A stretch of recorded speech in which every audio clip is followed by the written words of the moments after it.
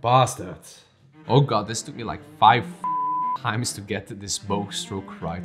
But don't worry, in today's video we're gonna do the slower version of the oboe staccato. In the near future I will make a video about the faster oboe staccato where I will share some thoughts and I will share with you some tips in order to improve your oboe staccato. But let's focus first on the slower version of it. And for this we're gonna use Fayard Studies of the Young Cellist number 29, which is a study for the oboe staccato. Let's go!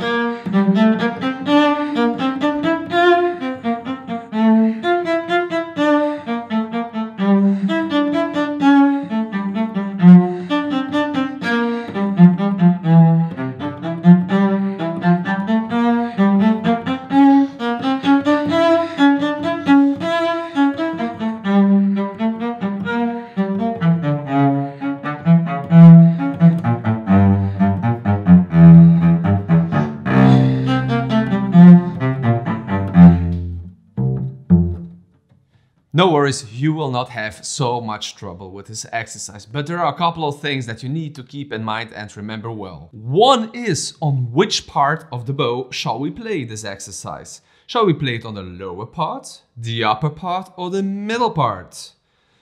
Well, forget absolutely about the lower part. As well, in this case, in the study, forget also about the upper part.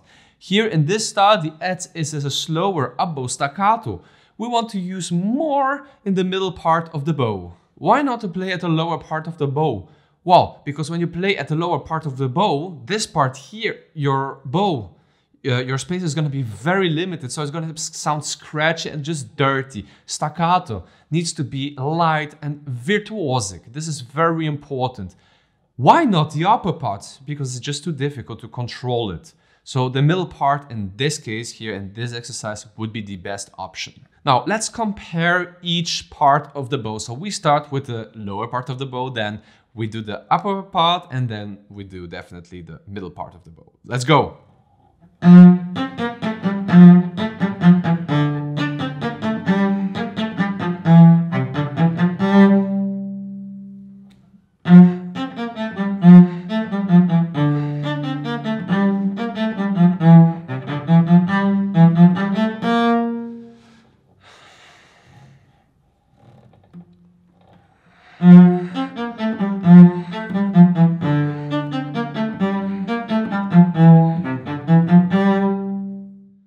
So now do you know what I mean, why it's better to stay here in this case, in the middle part of the bow. Right, let's go to the next step. So number 2, what we need to keep in mind is the index finger control. We have this thing called press and release. So what do I mean with press and release? So first I want you to do like that, slowly, then bit by bit faster until you get to the tempo indicated in the score, which is allegretto, so not so very fast, which is good news for you and for me in this case. A good way to practice that and to train your index finger, this is something that my Soviet teachers, so my father and Perlin and others, they taught me. This is typical Soviet. I don't know, let me know in the comment section if I'm wrong, if some other cello schools use the same thing. Approach. So we hold the bow normally, right? But to feel the index finger very well, what do? We hide the middle finger and the ring finger behind, and then we start to play. So whatever, let's say in this case, this exercise, it's a challenge, but it's good to feel the index finger. So there we go.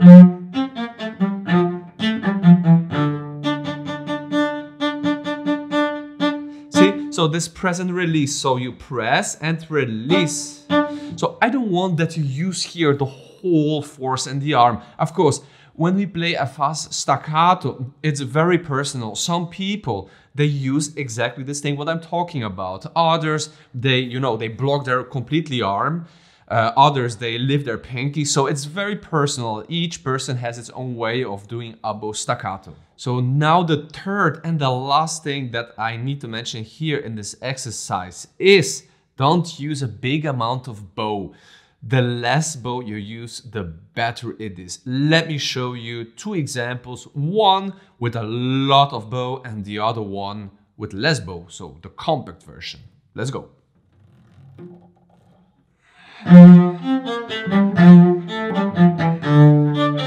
Anyway, I'll give up. Now the one with the more compact bow.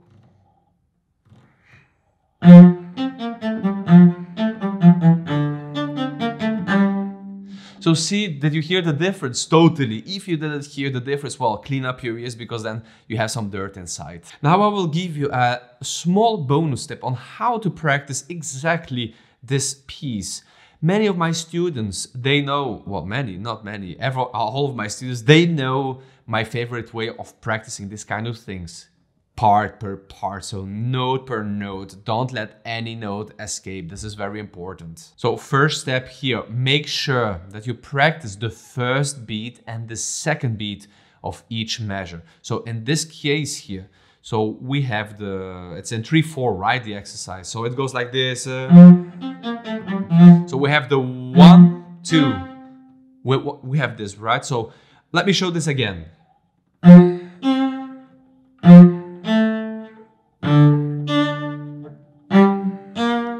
So I played the first and the second beat of each measure. So I want you to do that for homework. Well, imagine a guy on YouTube is giving you homework. So ridiculous. No, but this is very important that you do.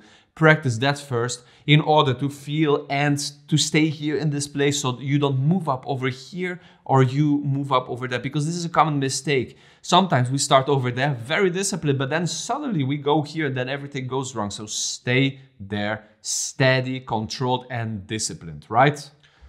So after that you have done that, so when you practice the first and the second beat, try now only the staccatos. So first very slowly as mentioned before. So let me show you again. You can do it on one note, you can play the notes written on the score, but I would prefer to stick on one note. So like this you don't have to worry about both hands. So there we go. So this press and release, press and release, press and release. So very slow, just to feel that. See how my fingers are moving? So this is all steady. It's not blocked, but it's the finger control. The index finger is crucial here. So press and release. After that, when you did it slowly, try a little bit faster. Okay, fine. Now we go even faster. One more time, because it was not 100% clean. Okay, so after when you have done that, then you can play a couple of measures, maybe like the first two measures to try out. So, okay, good.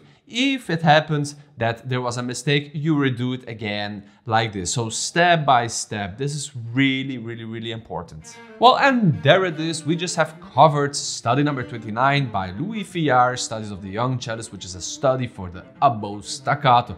So you see, it's not that fearful. Of course, the fast one, it's a little bit more risky, but here in this exercise, you see, it's not that bad. I'm sure you're gonna do it well.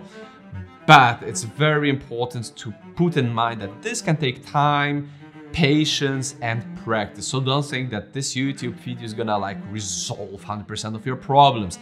It's gonna help you and orientate you. Yes, so if you have any doubts, re-watch this video again, because this is really going to help you. If you found this video useful and helpful, smash that like button, give the thumbs up, comment if you have more suggestions about the oboe staccato. Subscribe if you're not subscribed, of course. And we'll see us in the next lesson with Fayard number 30, where we're gonna be covering the half of the book, because the book has 60 etudes and we're gonna be in the number 30. Thank you so much for watching and I'll see you next time. Have a great day. Bye-bye.